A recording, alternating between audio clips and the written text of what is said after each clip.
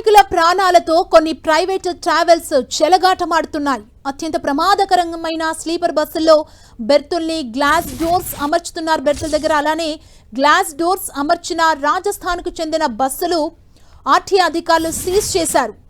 Putli బౌలీలో private travels బస్సును seize చేశారు. సరైన పత్రాలు లేకపోవడం, బస్సు బాడీలో మార్పులను గుర్తించిన ఆర్టీఏ బస్సును తనిఖీ చేసింది. బస్సు లోపల గ్లాస్ డోర్స్ అమర్చడం చూసి వెంటనే సీజ్ చేశారు. గ్లాస్ డోర్స్ అమర్చడం రూల్స్ కి వ్యతిరేకమని ఆర్టీఏ అధికారులు తెలిపారు. బస్సును సీజ్ చేయడంతో ఖైరతాబాద్ ఆర్టీఏ ఆఫీసులో రాత్రంతా ప్రయాణికులు పడిగాపులు కాశారు. ప్రైవేట్ ట్రావెల్స్ యాజమాన్యం ప్రత్యామ్నాయ ఏర్పాట్లు చేయకపోవడంతో తీవ్ర ఇబ్బందులు పడ్డామని ప్రయాణికులు తెలిపారు.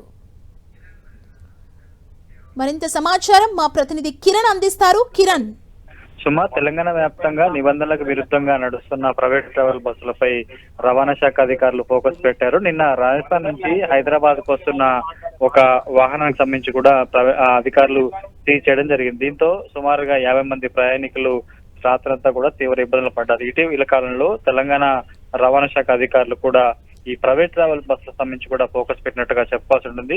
ఇప్పటికే ముఖ్యంగా నిబంధనలకు విరుద్ధంగా జాతీయ హ్యూమన్ రైట్స్ కమిషన్ కి విరుద్ధంగా చాలా బస్సులు కూడా ఆ బస్సులలో అద్దాల గ్లాసులు చాంబర్లు ఏర్పాటు చేసుకోవడం జరుగుతుంది. అయితే ప్రమాదం జరిగినప్పుడు చాలా ఎక్కువ మొత్తంలో ప్రాణ నష్టం జరగడంతో కూడా దీని మీద హ్యూమన్ రైట్స్ కమిషన్ చాలా సీరియస్ గా వివరించిన నేపథ్యంలో తెలంగాణ రవాణా శాఖ అధికారులు గడిచిన 3 రోజులుగా 3 ప్రైవేట్ బస్సులను కూడా సీజ్ చేయడం జరిగింది. నిన్న అర్ధరాత్రి కొద్ది రోజుల క్రితము రాజస్థాన్ నుంచి వచ్చిన ఒక ప్రైవేట్ బస్సు నుంచి కూడా ఖైరతాబాద్ ఆర్టీఏ కార్యాలయం ఎదుట నిలిపేసి ఆ వాహనాన్ని సీజ్ చేయడంతో సుమారుగా బస్సులో ప్రయాణిస్తున్న 50 మంది ప్రయాణికులు కూడా అర్ధరాత్రులు రోడ్డు మీద పడిగాపులు కాసిన పరిస్థితి. నిబంధనల విరుద్ధంగా నడుస్తున్న ప్రైవేట్ బస్సులకు సంబంధించి కూడా చాలా కఠినంగా వ్యవహరిస్తామంటూ రవాణా శాఖ అధికారులు చెప్తారు. దీంతో ఒకసారిగా రవాణా శాఖ అధికారులకు సంబంధించిన తీరు కావచ్చు. ఎందుకంటే ఆల్టర్నేట్ ఏర్పాటు చేయకుండా 50 మంది మహిళలతో పాటు 100 మంది పురుషులు, కొంతమంది చిన్నారులు ఉన్న నేపథ్యంలో వారంతా రాత్రి వేట వాళ్ళు ఆ రోడ్డు మీదే నిరీక్షించిన పరిస్థితి ఏర్పడింది. ప్రస్తుతానికి అయితే నిన్న రాజస్థాన్ సంబంధించిన ఒక బస్సుతో పాటు మరికొన్ని బస్సులను కూడా